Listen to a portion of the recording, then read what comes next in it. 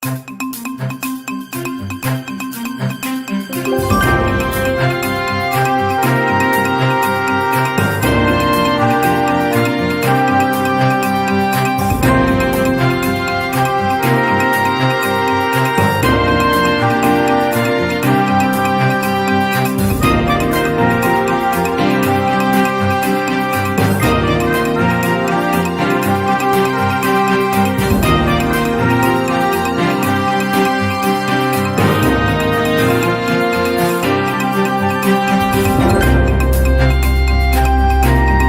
Mtandaoversity. My name is Kevin Anyango. I'm the co-founder of the platform. What the platform does is it talks about soft skills or those characteristics that attract opportunities or employers are looking for. But today I am not alone. Today I am with Nick. Nick, welcome to the show. Thank you very much for having me, Kevin. Might I say you look very dapper? You're a charming man. I take that for granted. Well, I take that as a compliment. Thank you very much for that. I keep an effort.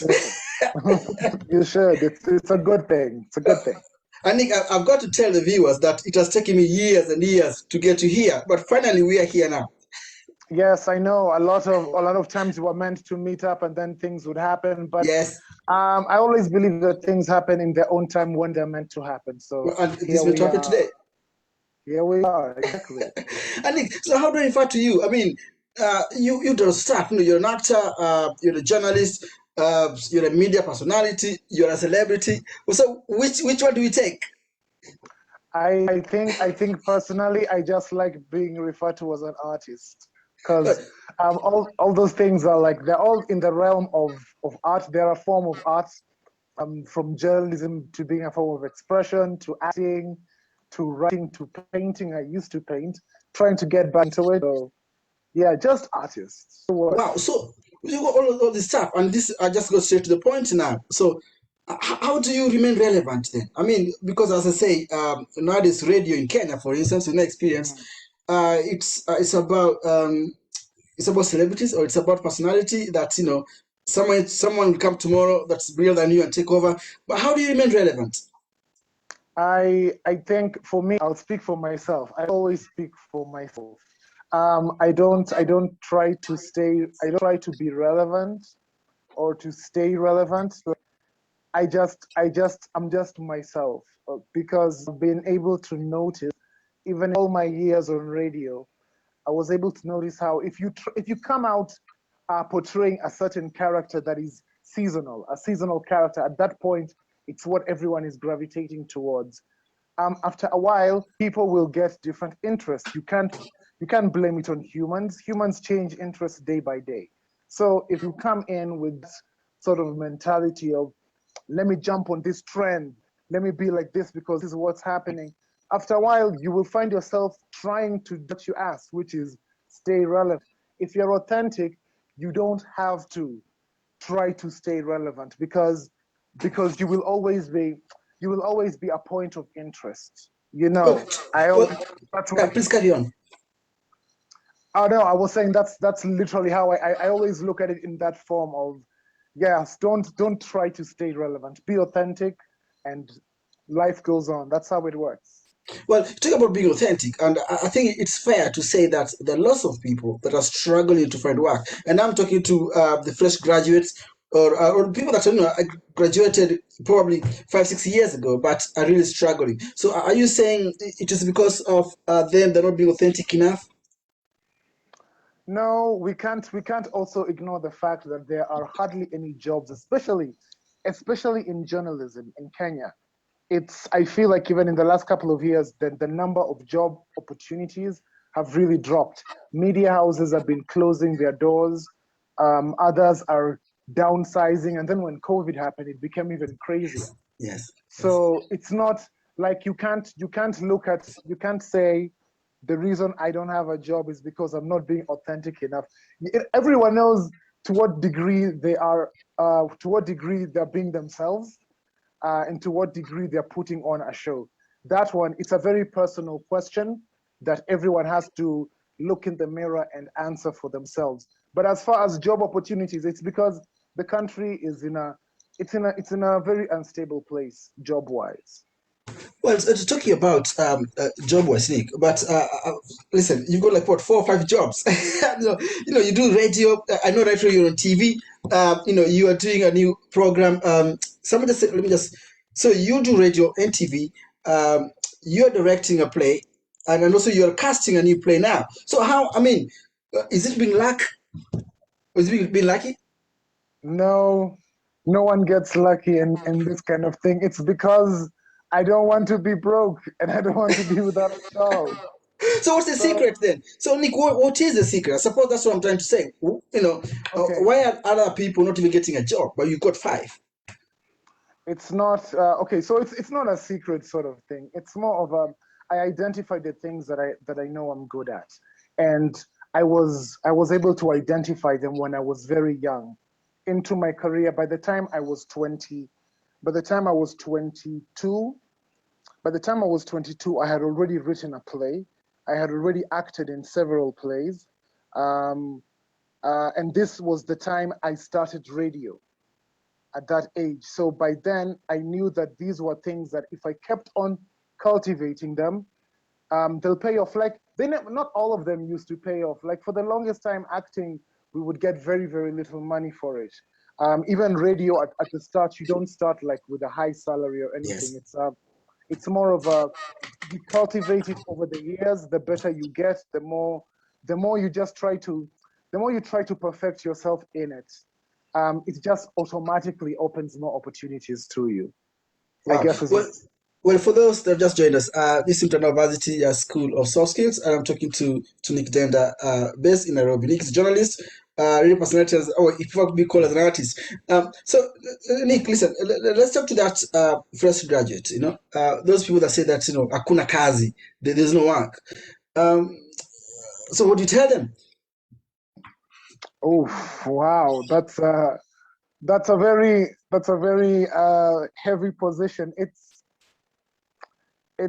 sometimes you have to go with certain cliches, like the way my dad always tells me, just keep on searching, keep on knocking on doors. It's eventually and it sounds very ambiguous and it doesn't help, like people just say that, but the overall context of the thing is, if this doesn't work, it doesn't mean you give up and you sit down and you're like, okay, cool, I've sent out applications, I graduated 2 years ago, I still have no job. It really is one of those, you just have to keep pushing it. And by pushing it, it could even mean that now look for a different way of how you've been doing it. If you've been sending CVs through the same portal for job applications and you haven't received anything, maybe this is just a suggestion. Maybe try a different portal, or maybe look up a certain skill that maybe you don't really highlight, and maybe there's something in that could lead you to, like, there's so many, there are always different ways to go at something. And I think in the way you'll try something and then it won't work, the idea is it now want us to explore within ourselves and outside of ourselves to find other ways of getting material. I will talk about personality. Again, I'm going to refer you for experience. Do you say when you're doing radio or you're acting or directing, do you bring different personalities, or you are Nick? Nick is Nick, so it doesn't matter where you are. That personality that you're talking to me right now with is what you carry on throughout your operations. Yes, to a very high degree, I would say yes, but it varies in different things. So this is what I mean. For example, when it comes to radio, radio also always, because of the nature of the machine that is radio broadcasting, radio presenters are always, you should always have like, um, you be injected with a lot of liveliness. You have to be very Yes. lively on air. You have to be very, very, yes, let's get you energized, so that when you're having a bad day as a radio presenter, you have to put that aside. Ah, In fact, we used to be told by my former boss, he was like, we don't care what you're going on with in your personal life. When you get to the door of that studio, you leave all those troubles over there and you come in and you put on this, you get on your energized, your hyper mode, your radio mode. It's still very much your personality, only a little bit more charged up. And it's the same thing for TV presenting, because when I'm hosting TV shows, it's still pretty much me. It's me just doing a thing. However, there are certain things that are controlled when it comes to TV broadcasting. For example, you can't just talk around like, hey, this is such a fantastic show. Your hands are moving all over the place. We talk, no, the camera is very sensitive. So stand a certain way, don't speak too fast, just technical things that they don't really interfere with your personality. They're just technicalities that you have to go with for this of the medium you're using. It's the same thing for acting as well. It's not about, and this was actually something a director told me recently. It's not about you becoming the character. It's about you revealing the character within yourself. So if I'm going to be playing a serial killer, for example, God, this is such a terrible example. Anyway, we've already started.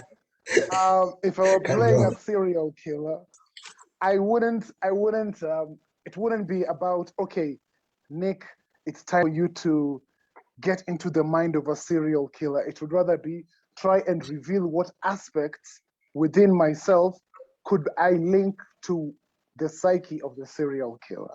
So it's just the same you, only putting in a little bit of something a little bit something extra, I would say. Showmanship. Can you train a personality though? And this in respect to you get an opportunity. And again, as I said, I'll be using taking you as an example. Because listen, I've been listening to you. Well, I don't think we're that far in terms of age, because I've been listening to you, for a very, very long time now. So, does personality, can you train it, or you're born with it? Can you change your personality? Or can you train your personality? Because as I say, yeah, because you say that, like for example, in you as an artist, you have different personality depending where you are. But here I'm talking about those people that are looking for that breakthrough. Those people that are looking for employment, looking for meaningful employment, and we're talking here about personality. So, can you train a personality? I think you can, but I think that's very dangerous, because the way I look at this is how I understand the concept of personality. It's more about the things. You have certain ideas, you have certain beliefs, you have a certain perspective on life. It's what governs how you behave, how you make the decisions on a day-to-day. Okay, so if you feel that you find yourself in a situation where you will have to change certain things about that, which could actually mean changing your ideals, changing your perspective, changing your beliefs, which is why I think it's dangerous. If you feel that you have to do that in order to secure something like a job, then I would say I wouldn't say don't do it, but I would be like, you really need to think through that.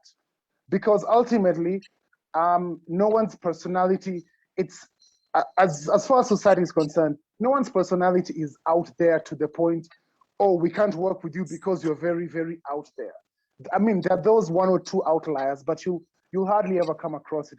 People more or less know that if you want to get a job, if you go for a job interview, for example, you know that as a person, you need to show up in time, not on time. You know that you need to be dressed well.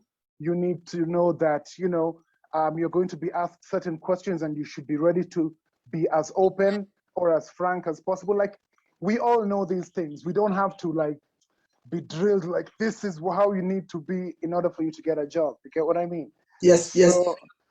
So I think like, to answer the question, I think I'm not ruling it out.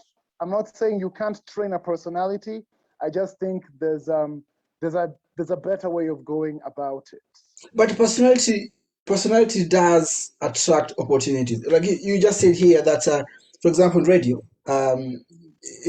you're also very hyper, well, not hyper, but people very energetic, people are exciting, people are Yeah. encouraging.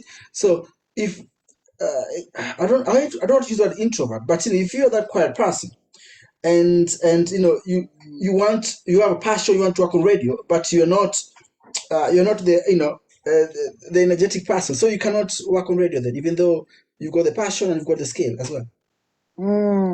Absolutely not. In fact, fun fact, personally, as Nick, I identify as an introvert. I believe I'm an No way. extroverted introvert. I only outside, I only people when I need to. I always feel depleted of energy whenever I'm around public places doing all this socializing. So I've known that about myself. But you see, here is a beautiful thing about radio, for example, because when I got into radio, um, and I lit the first person who trained us, his name is Duncan. He told us to come to the studio with something that we have in our bedrooms. And I asked him what's the logic behind that, and he said, when you're in your bedroom, no matter how extroverted or how introverted you are, when you're in your bedroom, that's when you feel most comfortable. That's when you have the thoughts for, am I really a good person? Is there a life after death? What is the meaning of everything? What can I do to make money? Stuff like that. So we all carried something from our rooms. And I remember I took a Rubik's Cube that I used to always have in my bedroom, and I'd place it in the studio. So when you're in the studio doing your radio show, talk to that thing, the thing from your room that you brought. And That's then that's when interesting. I realized that when you do that, it puts the most nervous person at ease because it's something you can identify with, something that reminds you of familiar, of safe, of this is a place you can express yourself. And I can tell you for a fact that is what helped a lot of us presenters at Homeboys Radio when we started in Homeboys in 2008. That's literally what helped us become the very confident presenters that we were on air without having to like be afraid of our personalities not being good enough. You know. Wow, Nick, you're very good with words. I've got to say that. Again, Well, for thank those you. just joined us, this is Mtandaoversity School of Soft Skills, and I'm talking to radio personality Nick Denda. Um, so Nick, so soft skills are those characters or characteristics that perhaps personally open opportunities. For example, we talk about personality, being energetic. Um, but I want to talk about passion now. There are times where people come for interview. I mean, when you are doing audition yourself, when you are looking for acts to fail, when you look at passion, do you actually look for passion, and how can people show this passion? Passion is something I would say if anyone is when people are like employing or auditioning or sorts. Passion is not something um, identifiable on its own.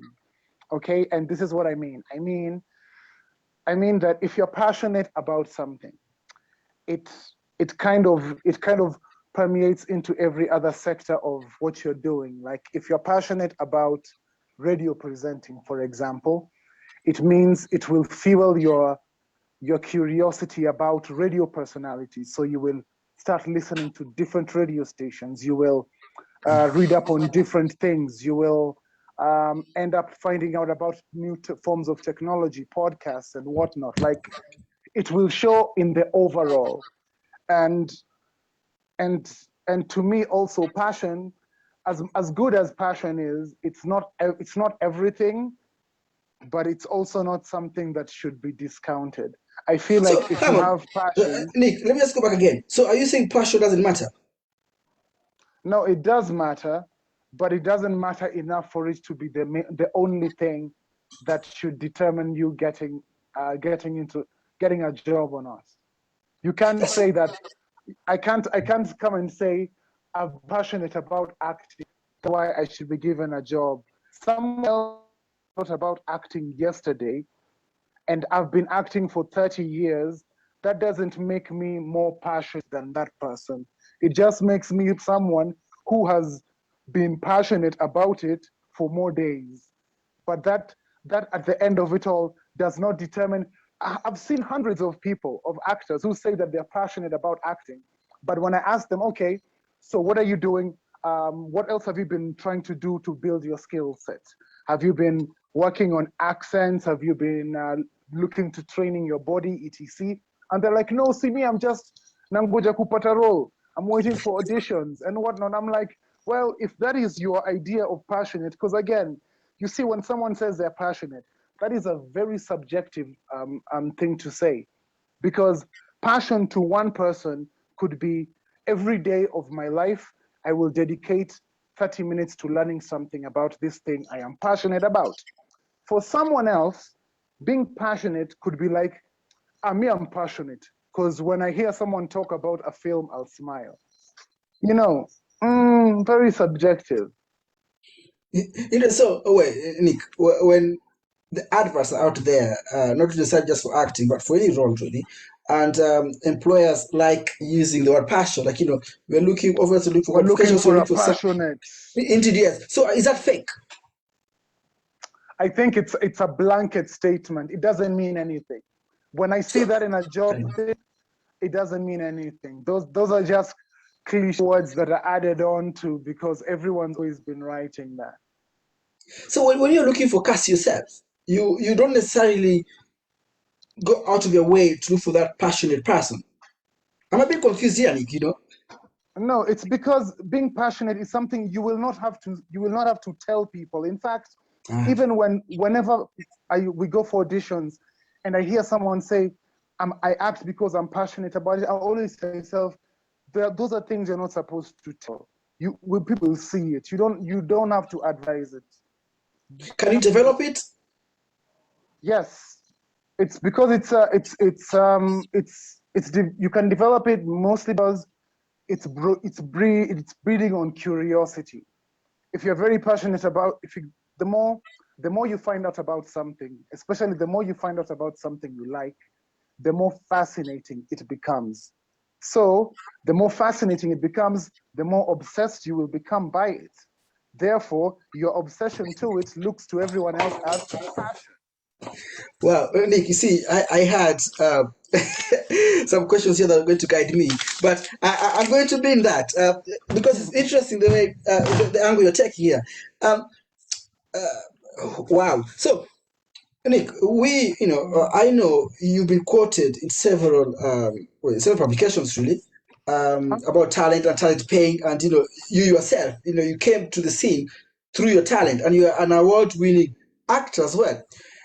So, for those people listening to us right now, and they want to go into acting as a full-time job, Mm-hmm. what do you tell them? I will. It is, you have to make sure you look at like a job, just like every other job. Meaning, you would get a really good one that pays you very, very well. The way there is a doctor who lives in a huge mansion in Karen, and the same way there is a doctor in the slum area, but both of them are doctors. Both of them have the same skill set, but they have the same salary set. Okay, so acting as a full-time job, if that's what you believe that you want to do, go for it. I know several actors who are living off full-time acting. They don't necessarily live in huge mansions, but because of what they are making, they're able to live a comfortable life. I also know other actors who only act. That's their full-time job, but they are struggling. They are really, really struggling to the point some of them want to quit acting. Some of them would discourage anyone who said, don't do it. You imagine meeting a doctor and then you tell them, I'm on my third year of medical school. And then he's like telling you, don't do, imagine dropout, find another thing. Me, I'm a doctor and I'm not paid. But at the same time, you could meet another doctor who will tell you, yes, go for it, finish and get a good job like me, get a good car, have your own private practice. If you take it as seriously as any other job. Don't look at it as an opportunity pool where, okay, I want to become an actor because I will probably become rich and famous. You probably might be. It's not impossible. We've seen it happen. It happened for Lupita, right? So it can happen. Well, it's happened to you too. Yeah, exactly. It can happen. It's not an impossible thing. But that's what I'm just saying in short is treat it like any other job. Know the risks, know the pros and cons, and then put your best foot forward. Well, I suppose what I meant by this question was okay, maybe not necessarily just acting, but just in general, people that want to get into the field. As you say, things are quite tough at the moment, but you cannot just stay at home and say, I'm going to wait till things get better. Things don't get better unless ujitume mwenyewe. Mm-hmm. But you, as a person with authority, as a public figure, Mm-hmm. there are things that have worked for you, and some that didn't. But now here you are as that focal point. Someone Mm-hmm. that can say something and actually create an impact. Mm-hmm. So people that are just finishing school, or are just finished school, high school college, for instance, wameka tu mtaani tu yani, they're just at home. So what do you tell them? Just wait till things happen. No, you can't. Well, like you said, you can't wait for things to happen. Things never just happen. Every people do things and they make things happen, and there are those people who don't do things and things happen to them. You never want to be that person who things happen to. You have to make things happen. You have to make your own luck. Now, this is a conversation that now falls into a lot of personal character development, I would say, because there are many ways of getting out there. I know people who wanted to get on radio for the longest time, and they sent demos. They sent me demos. I remember listening to the demos. I remember helping them out, telling them what they can try to do. But ultimately, they did not get jobs on radio. But some of them did start podcasts, and those podcasts are doing pretty well. So I look at an example like that and I say, okay, I see how someone who wanted to do something knocked on the door was not open, and they decided to make their own luck. Not everyone is like that though, and I understand it. Not everyone has that entrepreneurial spirit, that mind of, let me go out there and get it. Some people are very good just being employed, and there's no shame in that. You can be a really good employee. You just want something. So, in such instances, I'm not saying sit and wait until there is a job opening. I will just say, if you know that that is the thing you want, I want to be employed like this, then what you just have to do is keep sending out those CVs, keep knocking on those doors. If you're not necessarily that kind of person, because it's a character thing, then start thinking of different ways of being seen. We've seen so many of these content creators, because there are people who wanted to get into acting or TV presenting, and those doors weren't open, so they would start a YouTube channel. And now suddenly, those same doors they were trying to knock on are now coming to them, you know? Wow, you talk about YouTube channel. I want to talk about you, but before then, as again, I want to put this across you now. So, is mentorship rated or underrated?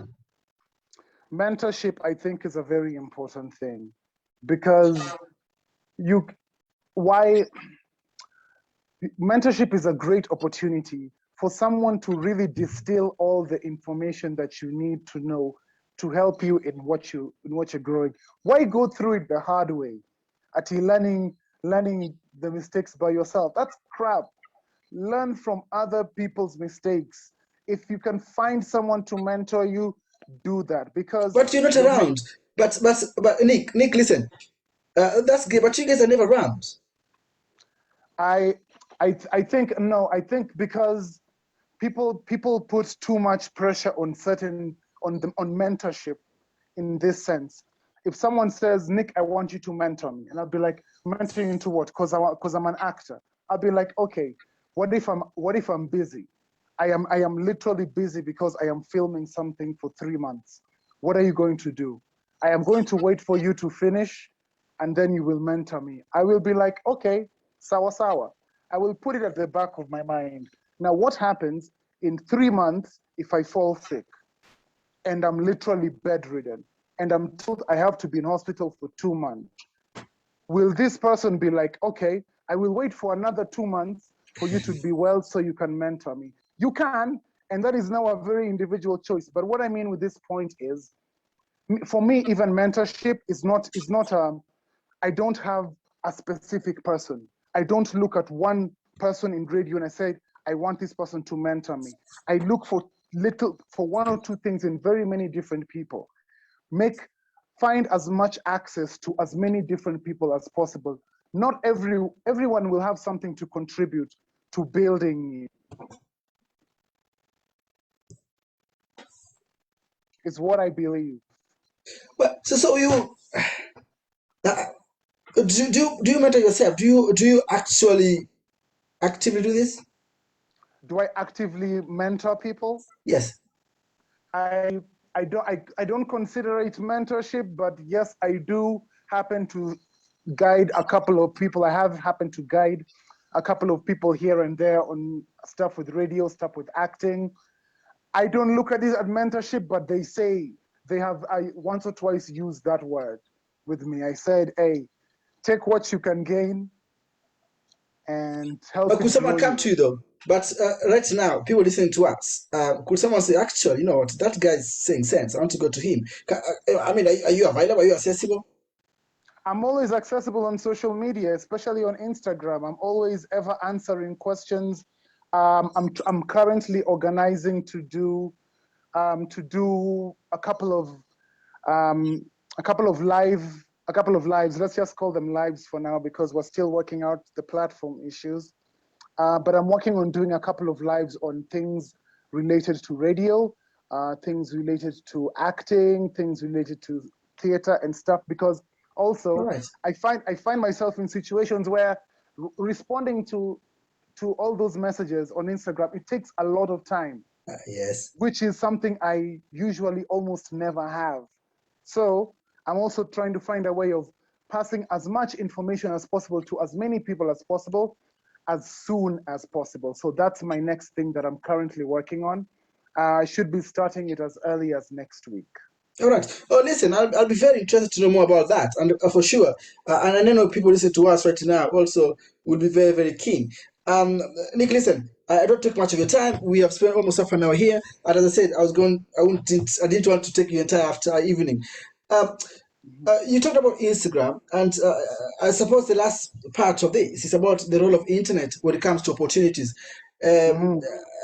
Again, in your field, people always saying hakuna kazi, people are struggling, and we've got internet here. Like, listen, we've never met, but we are talking now, isn't it? This is So true. you, as a creative person, and as a creative person, you are an award-winning actor. Quite experience in what you do. What is the role of internet? And did that work for you, or did internet happen when you had already received that break? Okay. Well, no, not really, because when I was say when social media is the one thing that when it really started blowing up, I was already on the radio. But I was able to see how a social media presence can really do a lot positively and negatively. It's a double-edged sword. However, we dwell on the positive stuff. So right now, like everyone, there are so many opportunities on the internet, and it's mostly because of the simple principle that you never know who is going to watch your stuff. Like, I have been around people who have gotten contracts to work with people from really far regions around the world. And it's all based on stuff that they were doing right here. I always say, you have internet bundles, use those bundles wisely. Create a very, and you have to do this because, you know, the internet it's a visual thing. You log onto a computer, you look into your phone, your eyes, the first thing that captures, that gets the attention, right? So build a good looking social media profile. You just have to. You just have to. There's a guy, what's his name? He's called Gary Vaynerchuk, some American dude. And he once posted and said, treat your, I think it was Instagram, treat your Instagram profile like an art gallery you would want to go to, you know, which meant, you see the way people complain about, oh, the people on my timeline, the people I keep seeing pop up on my feed are negative, are toxic. It's your social media profile. You can get rid of them. Fill it only with stuff that inspires you, stuff that makes you happy, and that is what you will also attract. And that is what people will see when they look at your nini, at your profile. Like a good example is an actress in Kenya called Foyi Wamboi. She's a Yes, social media influencer. yes, yes. And when you take a look at her Instagram profile, for example, even her link tree, it's all very well curated. It makes you want to stay there and look up more. And when you sit there and you read the bio and you see, oh, she can do A, B, C, D, E. See, atapata hizo jobs.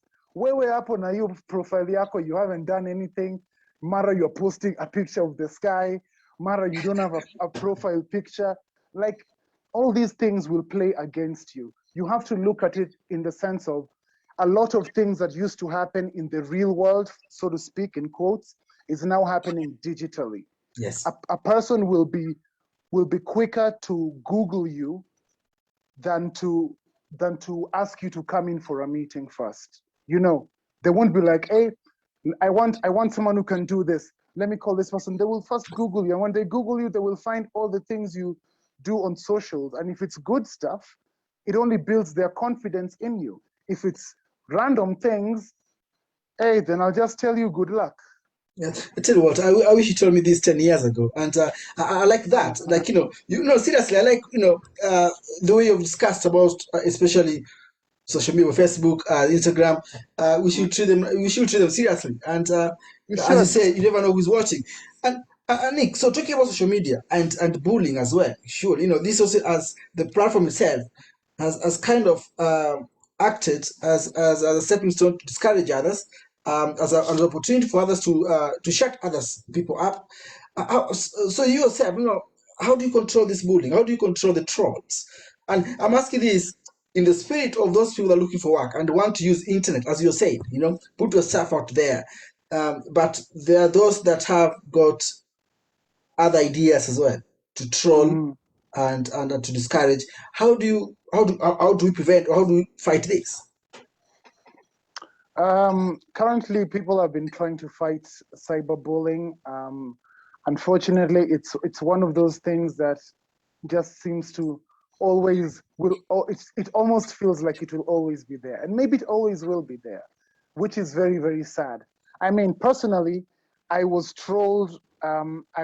I was trolled heavily, especially the last few months after my wife and I are separated, and it was like you can clearly see people saying all manner of evil things, and it's because of they have the comfort of anonymity. They can hide behind a username or whatever, an avatar. So that's not going to go away, unfortunately. I'm not here though. I'm not here to tell people grow a thick skin. That's BS. Being trolled is a bad thing. It's terrible. It's unwarranted. It shouldn't be done. Unfortunately, it happens. What I always tell myself sometimes is, if you can, force people have different ways of dealing with it. Some people log off. They log off the net for like 3, 5 days and just do other things. Others just ignore. and just keep pumping positive things. And everyone has their own way of combating it. The one thing that I feel I will say about it is, do not engage the trolls, because it's all a play of, this is how this thing works. People will say such things on the internet to make you feel bad, because it's a reflection of how they feel about themselves. You will never be trolled by someone who is doing better than you. Think about it. If I'm doing better than you, and then I see you on the internet doing your show, why should I take time out of me doing so much better to come and insult you you're doing such a bad job, Ebu quit. People who do that are people who are trying to bring you down to their level. So the one thing that you must never do is engage them. Don't ever respond. Wacha wakutukane, don't respond. You can ignore, you can log off, you can find, like, there are different ways of handling it. Just don't engage in it. If you engage them, that's when you lose. Well, I didn't want to go into personal details about you and your wife, but talking about the trolls, which you mentioned. So, but how are you doing now, Nick? And how are you? Because it's not easy to separate from someone that you like, and also you had built a personality together. Again, back to what we started about personality. So you've got experience of being trolled. And as you say, sadly, this thing will continue being there. So well, first for yourself, how do you feel, and how are you controlling this? For me, mine has always been one to just comes in one ear, leaves out the other. I developed this mindset earlier on in my career, where I said I will never take any compliment too seriously, neither will I take any insult too seriously. Like, you will say it, I will acknowledge it, and I will move. But that's like personal. That is me. That's my mindset. That's how I'm able to handle it. So whenever I come across a comment online, someone says something about, oh, but look at you now, Nick, all single, you are left, nini nini. It comes in here, it leaves out there, and me, I move on. I know for others it might be different, but for me, yeah, that's how it is. And I'm just focusing on doing the projects that I'm doing right now. I've got a really cool one coming soon. Can't talk much about it yet, but I'm very excited about it. It's coming out in October. But yeah. Well, you are doing very well. It seems like COVID did really hit you. Listen, man, we can talk here the whole day, the whole evening, and I cannot thank you enough. The last thing what I normally ask, Nick, to all my guests is they Uh-huh. normally introduce me to the next person. For example, about I was told about you by several people, and they said you don't need me to introduce you. I just write to you, and obviously it happened. So there's few people I don't mind, and I know that you're friends, and I'd like you to bring them on the show. Which one? Who in particular?